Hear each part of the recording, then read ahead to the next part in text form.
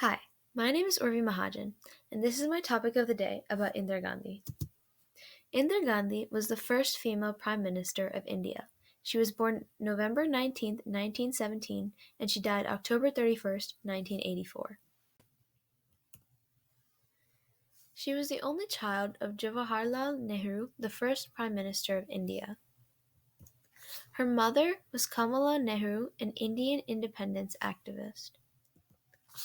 Her grandfather, Motilal Nehru, was a pioneer for the independence movement and was a close associate with Mahatma Gandhi.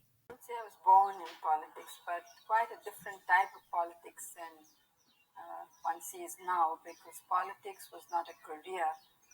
It was being part of a movement for freedom. And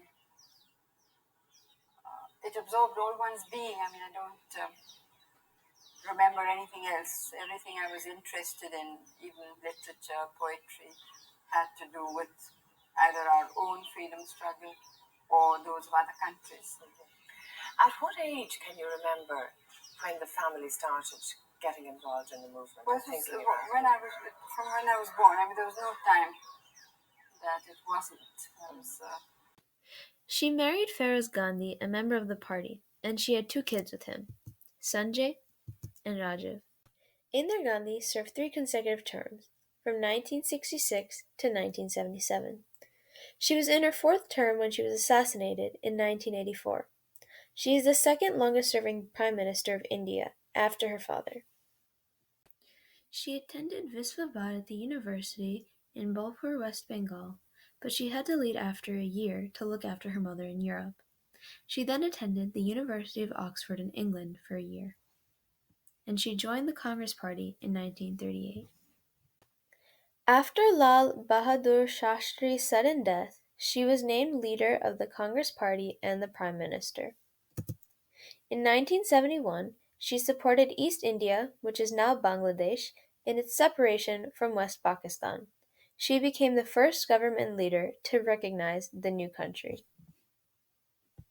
When the non-aligned plead with the aligned to give up confrontation and conflict, it is not out of any presumption. We are only too keenly aware of our own weaknesses, of the unnecessary discords and disputes between ourselves. But being militarily weak, we do not have to find justification for strength. Being familiar with pain and suffering, we do not want them to increase anywhere. In 1975, she was found guilty of dishonesty election practices and using government resources for party purposes.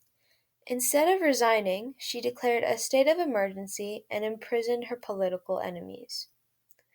Her and her party were defeated in 1977 and she had to step down. She was shortly jailed in 1978 on charges of corruption. Her son Sanjay Gandhi was her chief political advisor, and she was preparing him to become her successor. He unfortunately died in a plane crash in June of 1980. Gandhi started preparing her younger son Rajiv for leadership. During the early 1980s, Gandhi faced lots of pressure from groups that wanted independence, especially Sikhs in Punjab. A radical group of Sikhs declared war against the state and killed more than 10,000 civilians and 1,500 security forces. In 1984, Indira Gandhi deployed the Indian Army at the Golden Temple in Amritsar to remove Sikh militarists who were collecting weapons, and at least 450 Sikhs died. 5 months later, Gandhi was assassinated by two of her own Sikh bodyguards in revenge for the attack at the Golden Temple.